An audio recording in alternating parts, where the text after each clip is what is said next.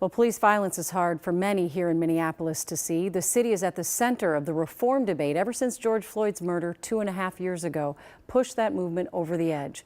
Gordon Severson is checking in on the progress of promised changes in MPD after Floyd's death. Gordon? Yeah, many I spoke with today say it's hard on a day like this to be positive about anything, to have hope for the future of community policing. But aside from this incident down in Memphis, many feel that here in Minnesota, at least, things are moving in the right direction. First thoughts was not again. How does this keep happening? Minnesota State Representative Cedric Frazier says change is often one step forward and two steps back. He's seen that firsthand at the Minnesota State Capitol. We've seen some changes. We've seen some policies put in place to address some issues and maybe have more accountability.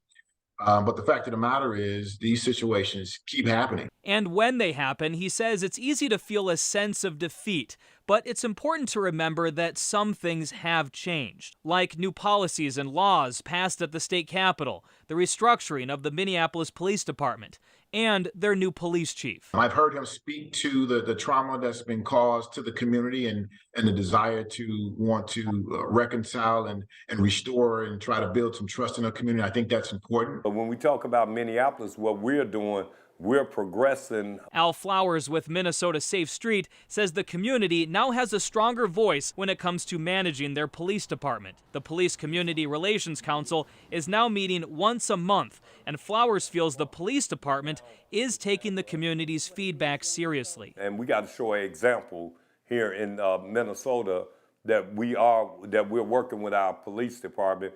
Is it where we want it to be? No, that's why it's a work in progress. Flowers says he is horrified by what happened down in Memphis, but he's also worried that it could distract from the progress that is being made here in Minnesota and the work that still needs to be done. I got to keep telling our community, no, we got to move forward. You got to lead our people in our community in the right way. And the right way is to continue to try to build this relationship. Community leaders I spoke with said several of them had a conference call this morning to talk about this video that's coming out tonight and how the community might react. Volunteers have been out walking the streets all day, and they'll be out tonight talking with people in the community, giving them space to share their grief and frustration.